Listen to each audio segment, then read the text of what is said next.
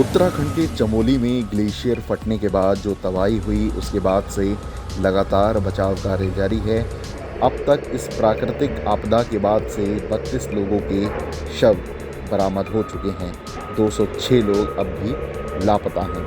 Rescue operation में लगी टीमों का सारा फोकस इस समय तपोवन टनल पर है। ये 2.5 किलोमीटर लंबी है। आईटीबीपी, एनडीआरएफ, एसडीआरएफ और भारतीय सेना की टीमें लोगों को बचाने में जुटी हुई हैं। अब तक की जो जानकारी सामने आई है उसके अनुसार अब भी इस 2.5 किलोमीटर लंबी टनल में 25 से 35 लोग अंदर फंसे हुए हैं। दरअसल इस गुफा के अंदर कीचड़ और मलबा है। इसे निकालने में काफ़ी दिक्कत आ रही है। 7 फरवरी को जब ग्लेशियर फटा तो धौली गंगा नदी से होता हुआ मलबा यहाँ पहुँच गया था। अब राहत टीमें इसी गुफा से वो सारा मलबा निकालने में दिन रात लगी हुई हैं। वहीं रैणी गांव में ग्लेशियर फटने के कारण कई घरों में तबाही हुई है। यहाँ के मकानों में तबाही के निशान साफ तौर पर देखे जा सकते हैं।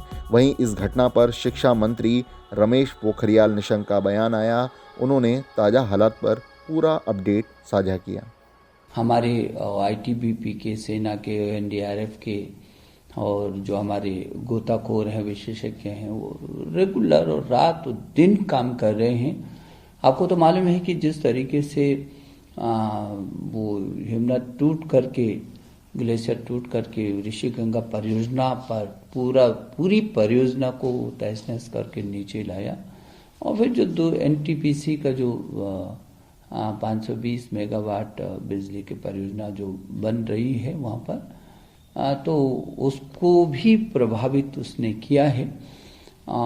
ये कुल मिलाकर के दोनों परियोजना में जो अभी तक की सूचना मिली है वो 206 लोग कुल लापता हुए हैं, जिसमें से 31 लोगों के शव मिले हैं और 2 की शिनाख्त हो पाई है। बहुत सारे लोगों को बचाया गया है।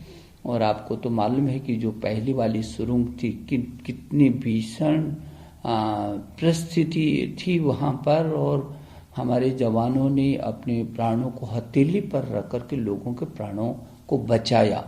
किस तरीके से उनको निकाल करके एक एक करके पहले नीचे खींच करके एक एक नीचे एक व्यक्ति जाए और फिर किस तरीके से उस दलदल से लोगों को बचाया है।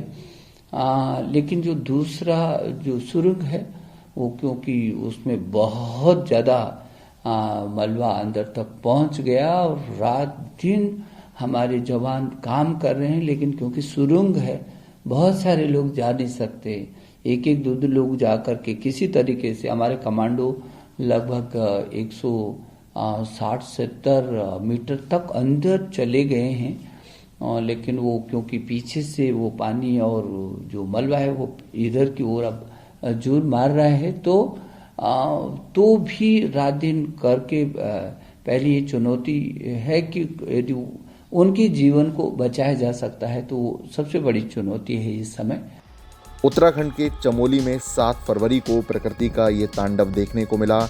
चमोली के जोशीमठ में अलकनंदा ग्लेशियर फट गया था। इस वजह से धौली गंगा नदी में बाढ़ आ गई थी। ऋषि गंगा बांध बह गया था।